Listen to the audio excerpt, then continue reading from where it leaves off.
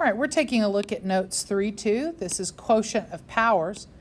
Quotient is what we use, the word we use to mean divide. So we're looking at the division of powers, or the division of exponents. I want to start by helping you kind of discover the rule on your own as far as how this works and what we do with this rule. So we're going to start by taking a look at the first example, example 1. You'll notice that it says b raised to the 5th power, which means I have 1, 2, 3, 4, 5 b's, all over b to the 2nd power, which is 2 b's. Now, I know that you learned back in intermediate school or elementary school that if I had 4 divided by 4, that divided out to give me 1. Well, that same thing holds true if I have b divided by b. That's the same variable in the numerator and the denominator, so that will divide out to give me 1. So when I look here, I have 1. When I look here, I have 1. And I'm left with b to the 3rd power on the top. That's interesting. I wonder what the connection is. If I have b to the 5th over b to the 2nd, it gave me b cubed. What is the connection between 5, 2, and 3? Now, if you already see it, don't tell anybody. Just hang on to that thought for a minute, and let's see if it works over here on the second one. So in this example, we're going to expand it out. So in the top, I have b times b. And in the denominator, I have b times b times b times b times b. I have an exponent of 2 here, so I have 2 in the numerator, and I have an exponent of 5 there, so I have 5 b's. Again, it will divide out to give me 1, and this time I'm left with 1 over b cubed. So the question becomes, what's the connection between b squared over b to the 5th and 1 over b cubed? What's the connection between 2, 5, and 3? We'll have to investigate that further and see what happens. Now, you should have your blue formula chart in your folder or in your Baggie or both. You need to get that out now for this lesson. So I want you to look on your blue formula chart, and you'll see that it says the property of exponents across one of the ribbons. I want you to look for and point to the words quotient of powers, and I want you to use your other hand to point to this rule. Now, what this is telling us is it's telling us that if I see a division of powers, that I would simply subtract. Now, let's go up and look and see if that holds true.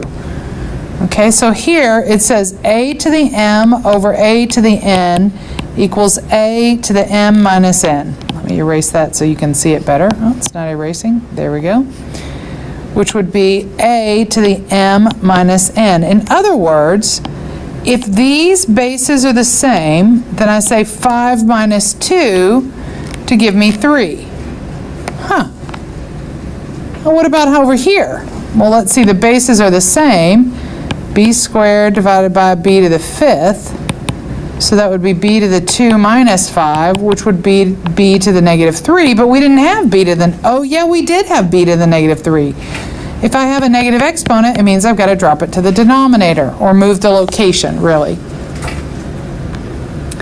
So let's take a look at problem number 3 and see if this rule continues to work. So remember, the rule is a to the m divided by a to the n equals a to the m minus n. So let's see. Are the bases the same? Yes, they are. So that's our a's. And then in this case, it would be 4 minus 3. Cool. So then that's 3 to the 1st power, and we're finished. That was easy. Now, I could write 3 to the 1st power, or I could just write 3. Either one is acceptable.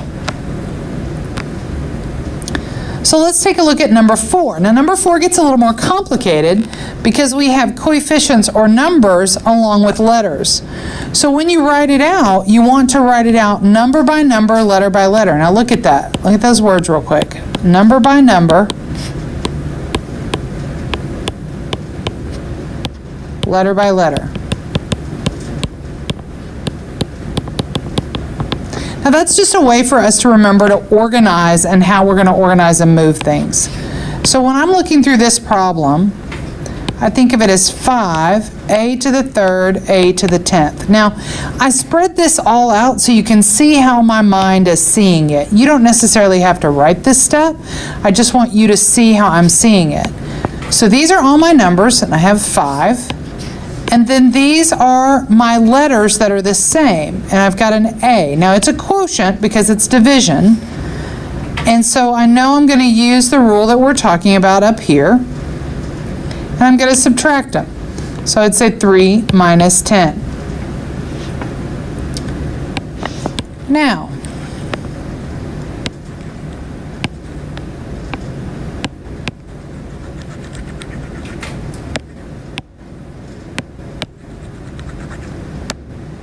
having a hard time getting it to erase. Hold on just a minute. I'm not really sure why it chose this moment to be weird.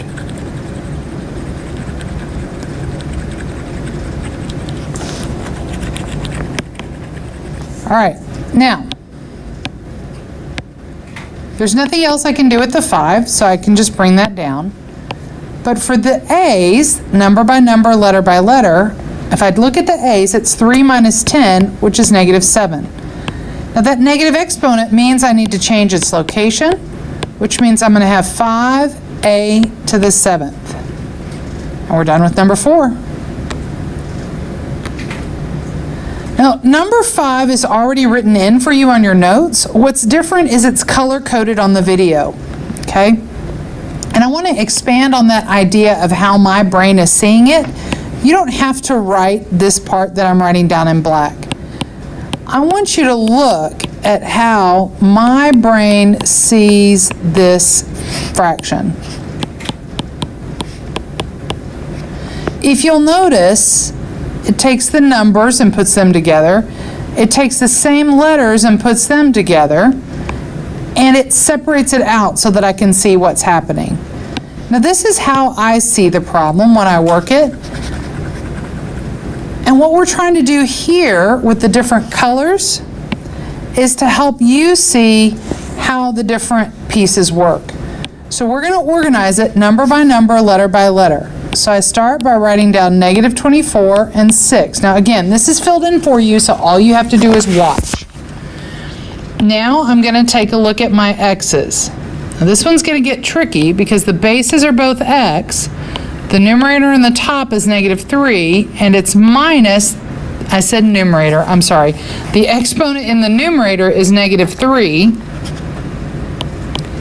And then I'm going to subtract the exponent in the denominator, which is negative 5. Now, taking a look at my y's, that's y, the top exponent, 4, minus the bottom exponent, which is 2. And then there's nothing I can do with that z. It's just going to stay there. That's the only z I have. Now, negative 24 divided by 6 gives me negative 4. X to the negative 3 minus a negative 5. If you can't do that in your head, you would plug it in your calculator. But negative minus a negative is the same as plus. So this would be negative 3 plus 5, which is 2. And then 4 minus 2 is 2. Z, anything raised to the 0 goes to 1. So again, I'm just working it number by number, letter by letter. Now I have negative 4. X squared, there's nothing else I can do with that. Y squared, there's nothing else I can do with that. And the Z is done. Now that's the first way to look at it. Some people like to work it all the way across, one step at a time. Other people like to work it more this way, which is they separate it out number by number, and then they work all of one thing at a time. So just the numbers, negative 24 divided by 6 is negative 4. There's nothing else I can do with that, so I bring it down. Looking at just the x's, so they say x to the negative 3 minus the negative 5. Negative 3 minus the negative 5 would be plus, so negative 3 plus 5 would be x squared. There's nothing else I can do, so I bring it down. Looking at the y's, y to the 4 minus 2, and then they work all the y's down. 4 minus 2 is 2, so that's y squared. Nothing else I can do, I bring it down. Then they look only at the z's. 1 over z to the 0. Anything to the 0 is 1. 1 divided by 1 is 1. There's nothing to write down, and we're done. Some people like to work at one number, one letter, and another letter. And some people like to work at all the numbers at one time, all of the same letters at one time. It's really up to you on what you choose, but you need to pay attention to how we're organizing it and how we're separating it out. If you are somebody who likes to use color, you are more than welcome to use different colored pens or map pencils or markers on these type of problems if it helps you organize. Now I want to take a look at problem number 6 next. Now I'm going to organize it number by number, letter by letter. So I know I have 8 divided by 2. I'm dealing with just the numbers first. And then I have m to the 5 minus 8. I'm looking right here. That's a quotient, so I'm going to subtract. And then here, looking at the ends, that's n to the 7 minus 4. So I'm going to think of this as 3 different columns, and I'm going to work every single one of them. I'm going to work one column at a time instead of doing all the way across. So 8 divided by 2 is 4. I'm done there. There's nothing else I can simplify that with.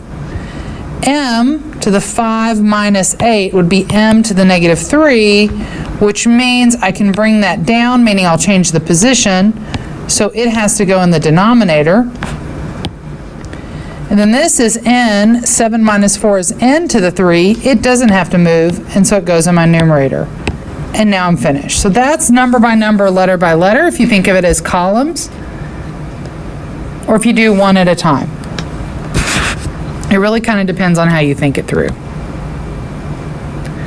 Now I want to take a look at problem number 7. We've already set it up. Here's all the numbers, and I've got them set up here in the blue. And then the only variable I have, or the letter I have, is A. So I'm going to put all the A's together. So in my calculator, I would say 6 times 3, and then divide it by 2, which gives me 9. There's nothing else I can do with that, so that's going to be in my final answer. Now this is a little different, because here they're multiplied. So I have to say A to the 4 plus 2 over A to the 5 halves. But now they're divided, and I know that 4 plus 2 is 6, so then this is A to the 6 minus 5 halves, which will give me 9 A to the 7 halves. Now, I didn't do that in my head. I used the calculator to figure out 6 minus 5 halves so that it would give me 7 halves. Now, some of you are already seeing a pattern and you'll be able to skip a step. And I want to make sure if you're seeing that, you have this option. So the other way to look at this is A, 4 plus 2 minus 5 halves, and do it all in one time. You add if you're multiplying, you add, and if you're dividing, you subtract. It's really up to you. If you think you're ready for that, you can take that step. If you're not, then show the work. It's not a problem. All right, we're going to take a look at problem number 8. The first thing I notice is that I have a variable, I have a power of 0. Anything raised to the 0 is 1, which is really nice because then I don't have to worry about it. I'm going to start by dealing with my coefficients or my numbers. So number by number, letter by letter, I've got 3 8s. Looking at q's next, I have q to the 3rd over q squared. R would be r squared over r cubed. So there's not a whole lot I can do with 3 8s. I can't simplify it. The q's become q 3 minus 2, and the r is 2 minus 3. Again, nothing I can do with 3 8s. This is q to the 1, r to the negative 1. That means I need to change the location of that r value. So I get 3 8s q to the 1, all divided by r to the 1. Now you don't have to put that exponent of 1. Some people need it, and so they write it on there. And that's our, except I wrote that answer wrong. Let's try that again.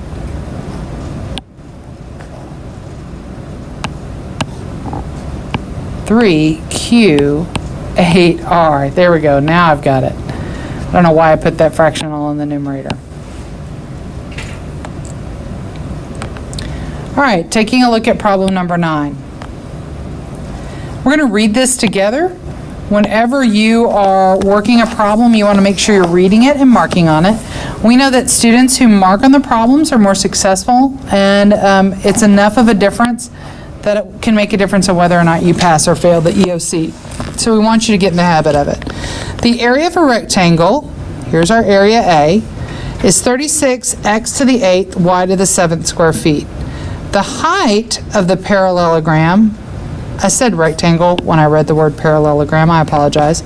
The height is 9x to the 3rd y to the 5th.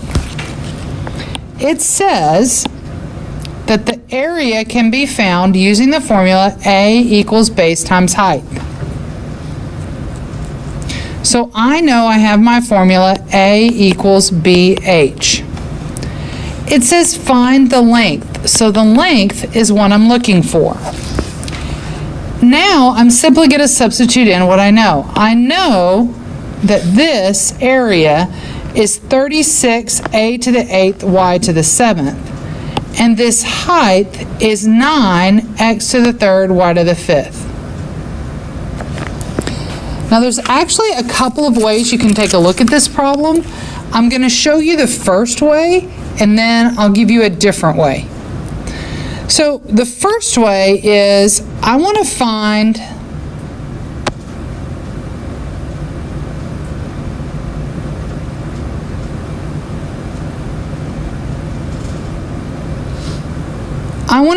the base. So if I'm trying to isolate this variable, then that means I'm going to divide by 9x cubed y to the 5th. And if I do it to one side, I have to do it to the other side. 9x cubed y to the 5th. So it divides out on the right side, and I'm left with base. And then I take a look at it number by number, letter by letter. 36 divided by 9 is 4. For my x's, it's x to the 8th minus 3. X to the 8 minus 3 would be x to the negative 5th. I'm sorry, I can't do math all of a sudden. Would be x to the 5th power because 8 minus 3 is 5. If I look at the y's, it would be y to the 7 minus 5, which would be y squared, and we have now found the base. So the first way is we're isolating the variable, so you're going to divide by everything it's multiplied by. So I divide by 9x to the 3rd, y to the 5th. If I divide one side by that, I have to divide the other side by that. And then I just do it number by number, letter by letter. That's the first way to look at it.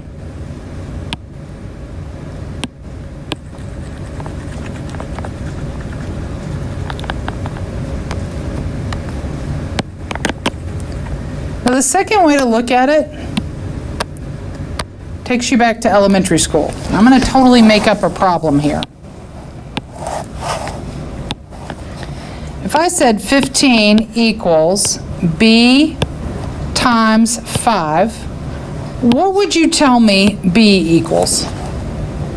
Well, I hope you tell me that b equals 3 because 3 times 5 is 15. We can take that same approach and look at it number by number, letter by letter. So I can ask myself, 9 times what would give me 36? Well, then I know b has to equal, for the number, 4. Then it would say x to the 3rd times x to the what would equal x to the 8th. Well, that's going to be x to the 5th because 5 plus 3 is 8. Now I'm adding in this case because I'm looking at what I could multiply it by, whereas in the other one I was dividing. So in this case, y to the 5th times y to the what would give me y to the 7th, and the answer is y squared. Now if this second method didn't make sense to you, don't worry. Go back and use the first method where we divided.